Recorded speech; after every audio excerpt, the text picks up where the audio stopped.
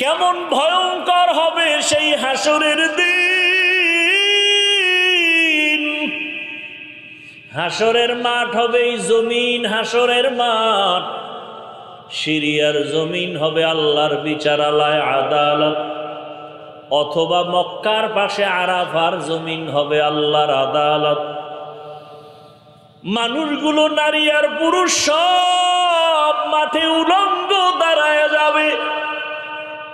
ও নবী, আপনি তো বয়ান করেছেন সূর্য মাথার উপরে নেমে আসবে, সূর্যের গরমে জমিনটা পুড়িয়া তামা হয়ে যাবে। অপরদিকে জাহান্নামের আওয়াজ, জাহান্নাম চিৎকার দিয়া বলবে, আল্লাহ বেনামাজি গুলো কই, গুনাহগার গুলো আমার পেটে দাও। ও নবী, আপনিই তো কান্না করে করে বয়ান করেছেন কিয়ামতের দিন আমার আল্লাহ রাগ করি একটা আওয়াজ দিবেন কুদরতি ভাবে, লিমানিল মুলকুল ইয়াউম লিল্লাহিল ওয়াহিদিল কাহ্হার। ও নবী, আপনিই বয়ান করে কাঁদছেন আর বলছেন আল্লাহ পাকের আওয়াজে হাসরের মাঠটা থর থর থর থর করে কাঁপতে থাকবে।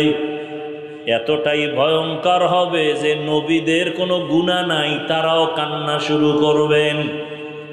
আদম নবী কাঁদবেন নিজের চিন্তায়, মূসা নবী কাঁদবেন নিজের চিন্তায়, ঈসা নবী কাঁদবেন নিজের চিন্তায়, অথচ তাদের কোনো গুনাহ নাই।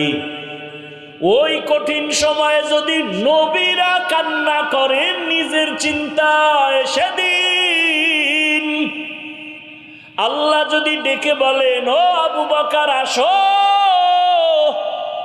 আমি তোমাকে জান্নাতের টিকিট দিয়েছিলাম, কি নিয়ে আসছো জান্নাত পাইয়া?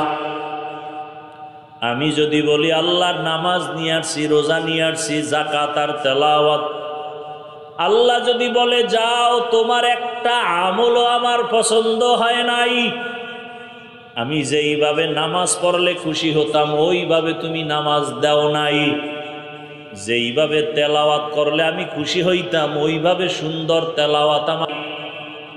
আল্লাহ যদি রাগ হইয়া বলে জাহান্নামের ফেরেশতা হাতে হ্যান্ডকাপ লাগা দাও, ওই সময় নবীজি আমি